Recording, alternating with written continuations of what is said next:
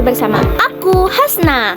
Hari ini aku akan membawakan materi TIK aku yang berjudul Dampak Informatika di bidang kesehatan maupun bidang pendidikan. Apa aja ya peran informatika di bidang kesehatan maupun pendidikan? Yuk kita bahas. Peran informatika di bidang kesehatan. Di dunia kesehatan, teknologi juga memiliki peran yang besar loh teman-teman.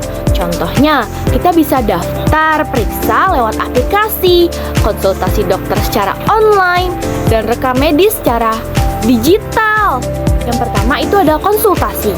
Sekarang kita tidak perlu repot datang untuk konsultasi, meet langsung face to face dengan dokter.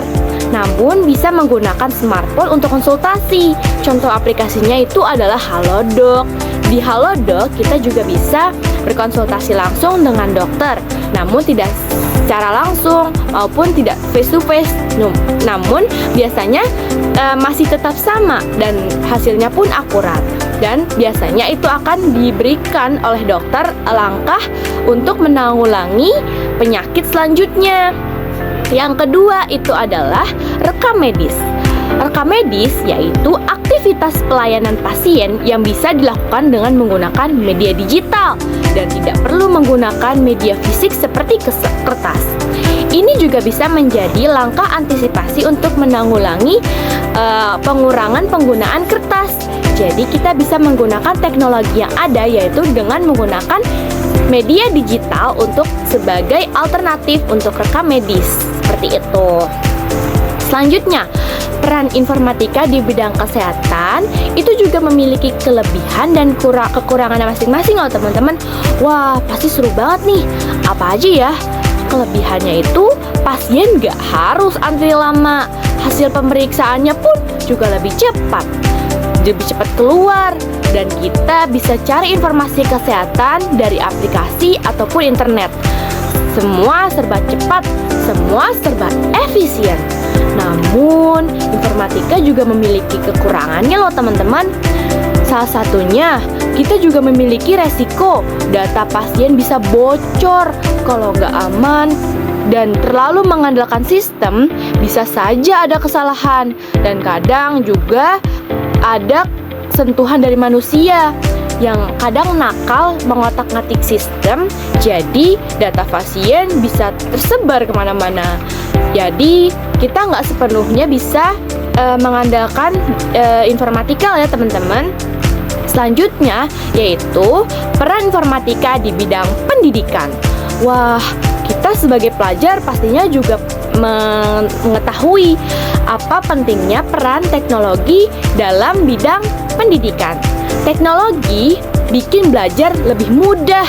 Kita bisa belajar lewat HP maupun laptop.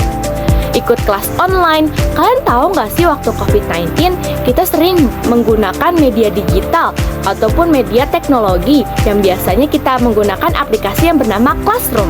Itu dulu merak banget loh teman-teman, dan pasti setiap siswa pada saat itu sangat kesulitan. Nah, maka dari itu efek dari teknologi juga mempengaruhi. Nah, selanjutnya, dan akses buku pelajaran digital. Tugas dan ujian bisa dilakukan dari rumah. Nah, betul banget teman-teman. Dan sekarang teknologi setiap tahun atau setiap harinya memiliki perkembangan. Maka dari itu, kita juga harus bijak dalam menggunakannya ya teman-teman. Selanjutnya, dampak informatika di bidang pendidikan juga memiliki dampak positif maupun dampak negatif. Dampak positif informatika di bidang pendidikan yaitu dengan teknologi belajar jadi lebih fleksibel. Kita bisa belajar di mana aja. Misal kita lagi santai, kita lagi di rumah, lagi di luar. Nah, seperti itu teman-teman. Guru juga bisa kasih materi lewat video, bisa tanya langsung di grup. Nah, bener banget. Sekarang media teknologi itu juga semakin berkembang teman-teman. Jadi kita gak harus ngobrol langsung face to face dengan lawan bicara. Kita juga bisa menggunakan media teknologi yaitu dengan chat WA. Selanjutnya, belajar juga gak harus di sekolah aja.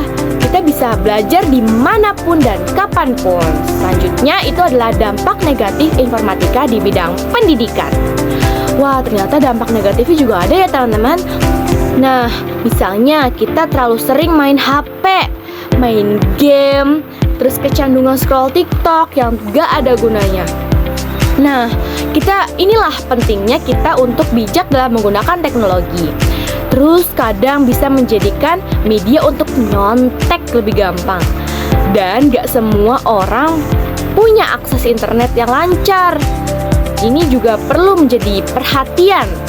Nah, karena internet itu juga kadang kan gak lancar ya teman-teman. Jadi ada plus minusnya gitu teman-teman. Kalau misalnya positifnya kita bisa melakukan hal yang lebih cepat dan fleksibel, juga ada kekurangannya.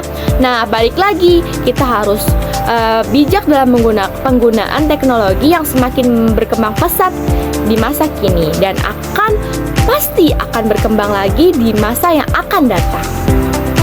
Mungkin penjelasan saya tentang informatika cukup sekian. Saya di sini ingin memberikan kesimpulan. Intinya, dampak informatika ada kekurangan dan kelebihan. Wah, bener banget. Di bidang kesehatan maupun di bidang pendidikan serta di bidang lainnya. Hal itu menunjukkan betapa pentingnya kita bijak dalam menggunakan teknologi. Seperti itu teman-teman. Cukup sekian dari saya, kurang lebih mohon maaf. Wassalamualaikum warahmatullahi wabarakatuh. Sampai jumpa di video selanjutnya.